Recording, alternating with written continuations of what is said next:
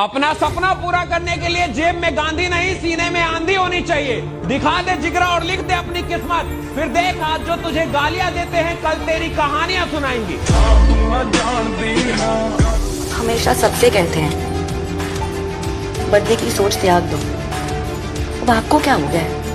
पहले एक बात समझ में आ गई, सारा ज्ञान तभी अच्छा लगता है जब साला किसी दूसरे को देना होता है। जब खुद से पढ़ती है ना तो दिमाग सर में चढ़ जाता है। कहते हैं ना कि मिल ही जाएगी मंजिल भटकते भटकते, गुमराह तो वो है जो घर से निकले ही नहीं। बस एक और शेर इस पर याद आ गया कि उस शख्स को कोई गिरा नहीं सकता जिसने चलना ही ठोकरों से सीखा।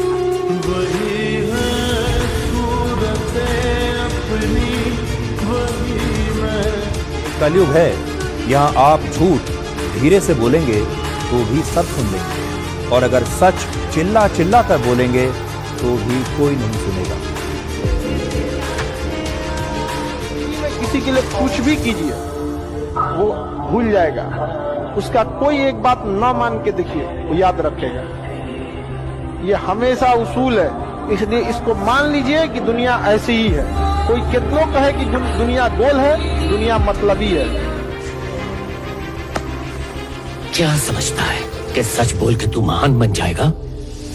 बच्चे जब खाना नहीं खाते तो माँ झूठी कहानी सुना के उन्हें खिलाती है, तो वो झूठी बन गई।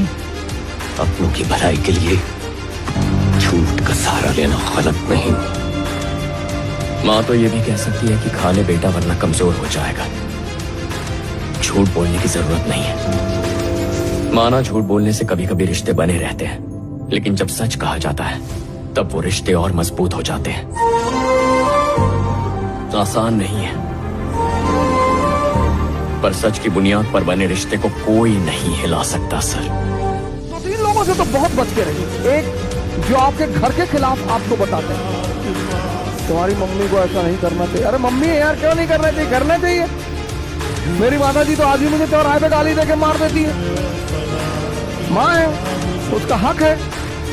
आज भी मैं आता हूँ बाहर तो कहती कायदे से गाड़ी चलाना, और हवाई जहाज में वो सीट बेल्ट बांध लेना जी, और ज्यादा नेता मत बनना, खिड़की से नीचे मत झांकना जी, खिड़की बंद रहती। हाँ हाँ तो हमें पता है बंद रहती। माँ है। भाई ही एक ऐसा रिश्ता है जो एक दूसरे से भी लड़ते हैं और एक दूसरे के लिए भी लड़ते हैं, लेकिन इस रिश्ते को समाज के कुछ सपनों से बचा के रखने की जरूरत है, क्योंकि समाज की खुशी इसी में है कि आप दोनों भाई कितनी जल्दी अलग हो गए। क्योंकि वो जानते हैं ना कि जब तुम्हारा भाई तुम्हारे साथ है तो लंका जैसी विशाल सेना पर भी तुम भारी। एक कहावत है कि जिसको जितना ज्यादा हंसते हुए देखो उन्हें एक बार गले लगाकर देखो, वो एक पल में रो देंगे। लोग क्या कहते हैं ये हमें मतलब, हमको ये देखना है कि हम गलत तो नहीं है ना। अगर हम गलत हैं, लोग हमको गलत कह रहे हैं तो हमें सुधार करना चाहिए, हमें पूरा नहीं मानना चाहिए। और अगर हम सही चल रहे हैं, तस्मात् शास्त्रम प्रमाणन्ते कार्या कार्यो व्यवस्थितो, फिर लोग क्या कहते हैं इस पे? अपने परिवार का सदस्य केवल उसे ही मानना जो आपके साथ हर एक परिस्थिति में खड़ा हो। अगर बुरी परिस्थिति में कोई सदस्य साथ छोड़ के जाता है तो उसे केवल समाज का हिस्सा ही मानना।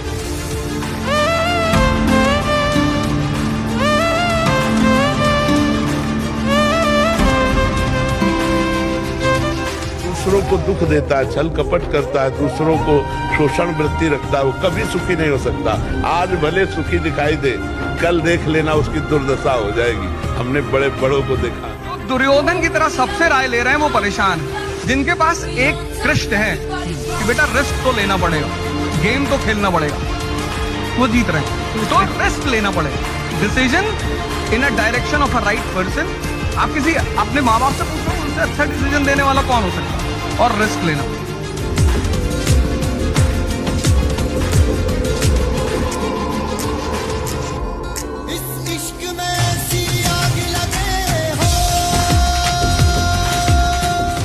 आदमी से बहस नहीं करनी चाहिए। अगर कोई कहे कि हाथी उड़ता है तो उल्टा उसको बोलो कि हाँ आज सुबह उड़ के हमारी खिड़की में बैठा था। आज सुबह किसी से कह रहा था कि किसी के नुकसान में किसी का फायदा जरूर होता है। सिर्फ एक इंसान ऐसा है जो तुम्हारी किस्मत बदल सकता है, और वो तुम खुद हो।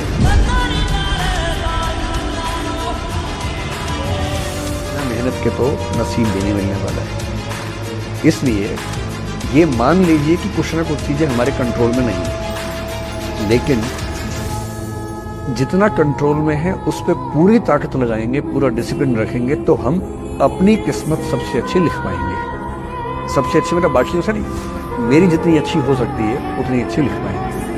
पता है आपको कि आपका वफादार कौन है? इस वक्त से बड़ा दोस्त आपका कोई नहीं होता। हम बहुत कह लें कि बहुत बुरा वक्त चल रहा है, सब बिछड़ गए हैं, सब छूट गए हैं, लेकिन इसी वक्त के वजह से आपको पता लगता है कि आपका अपना कौन है।